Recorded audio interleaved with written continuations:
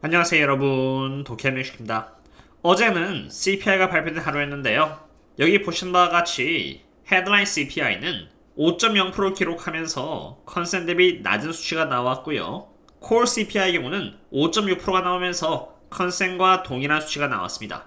헤드라인 CPI만 보면은 인플레이션이 크게 하락한 것처럼 보입니다만 콜 CPI가 5.6%가 나오면서 어느새 헤드라인 CPI를 능가했고요. 콜 CPI에 있어서 5.6%라는 수치는 지난달 콜 CPI 결과치인 5.5%를 능가하는 수치로 이것은 CPI, 즉 인플레이션이 전달 대비해서 더욱 강해졌음을 의미하는 것입니다. 물론 헤드라인 CPI라는 수치 자체가 6%에서 이렇게 5%까지 하락한 것은 무시할 만한 수치는 아닙니다. 그러나 CPI 수치를 자세히 바라보시면은 all 아이템을 이루고 있는 분야는 크게 음식과 에너지, 그리고 그 외 부분이라고 할 수 있는데 음식 부분은 0%였고 에너지는 3.5%가 오히려 줄어들었고 그 외 부분은 0.4%가 올랐습니다. 연준이 집중하고 있는 분야는 바로 여기 All Item Less Food and Energy인데 결론적으로 말하자면은 이렇게 5.0%라는 CPI 수치가 나온 것은 오로지 에너지 때문인 것입니다. 실제로 2022년 다른 달과 비교를 해보면은 마이너스 3.5%라는 수치는 가장 큰 하락 수치라는 것을 볼 수 있습니다. 그렇다면 원유에 있어서 어떠한 일들이 일어났길래 에너지 부분에서 굉장히 큰 디플레이션 현상이 일어났을까요? 이것은 WTI 지표로 유가를 보여주는 지표인데 3월달이라는 기간 동안 유가 흐름을 잘 보시면은 유가가 3월달에 굉장히 많이 빠졌다는 것을 볼 수 있습니다. 자그마치 64달러 근처까지도 내려갔습니다. 바로 그러한 이유에서 어제 발표된 3월달의 인플레이션 지표는 크게 하락한 것입니다. 그런데 여기 잘 보시면은 4월달에는 또 이렇게 크게 반등을 해서 어느새 82달러를 갱신했다는 것을 볼 수 있죠. 다시 말해서 3월달은 에너지 가격 때문에 헤드라인 CPI가 크게 하락했지만 만약 지금 같은 사태가 4월달 내내 이어진다면은 5월달에 발표된 4월달의 CPI 지표는 다시 반등할 가능성이 굉장히 크다는 것을 의미합니다. 그리고 저는 미리 이러한 데이터를 저희 멤버십 분들 상으로 텔레그램에 공유를 했습니다. 이것은 헤드라인 CPI를 전망한 인플레이션 스폿 마켓의 예상치였는데 이들은 3월달에 5.1%의 CPI를 예상했습니다만 4월달에 예상하고 있는 이 헤드라인 CPI 지표는 반등을 한 상태로 더 높은 수치를 이렇게 보이고 있다는 것을 볼 수 있습니다. 어제의 경우는 장 초반에 CPI가 발표가 되었을 때는 이렇게 굉장히 가파르게 점프한 상태로 장이 시작을 했습니다. 콜 CPI는 5.6%로 컨센과 똑같은 결과치를 보여주었지만 헤드라인 CPI가 나왔고 6%에서 그게 5%로 빠지면서 시장은 장 초반에 환호를 했죠.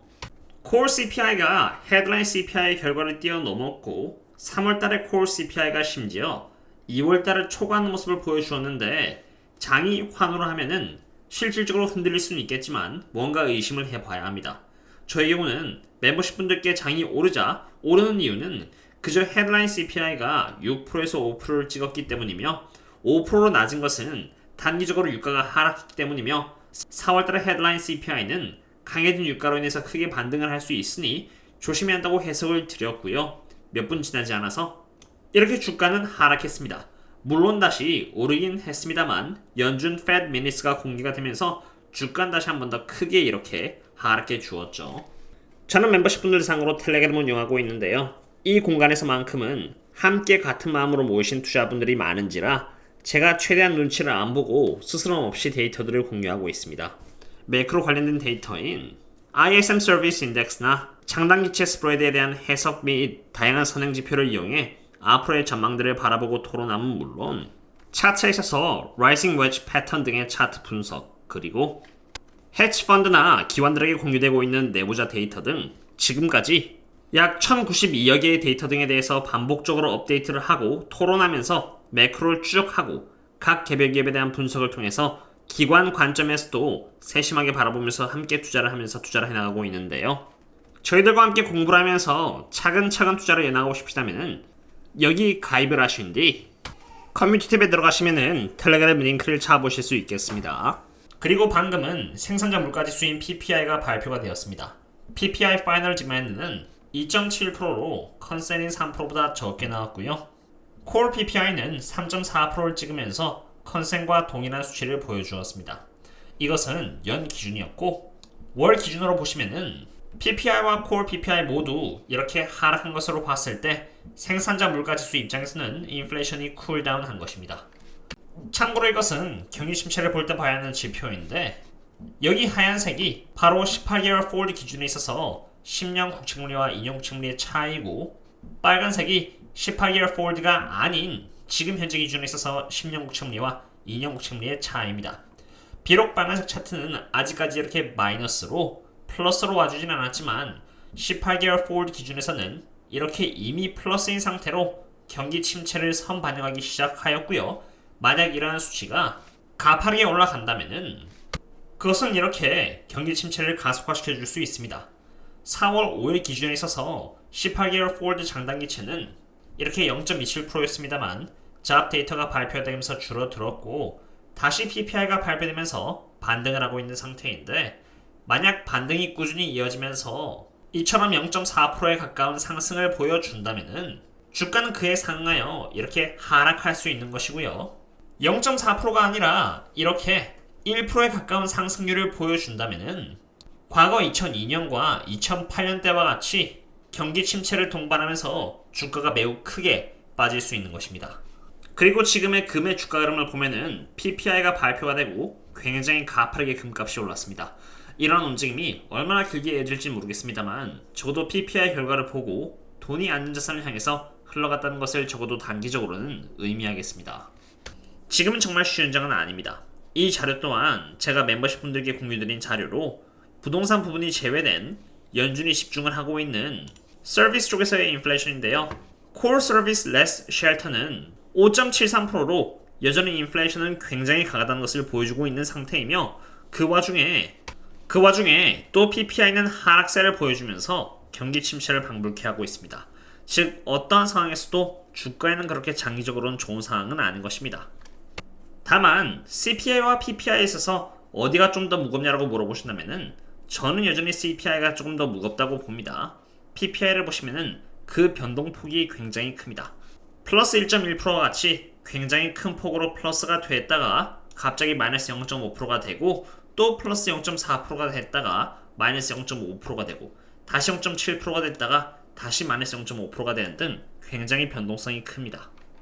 이런 상태에서 제가 말씀드릴 수 있는 부분은 적어도 유동성 부분에 있어서는 돈은 다시 하락세를 보여주기 시작했다는 것입니다.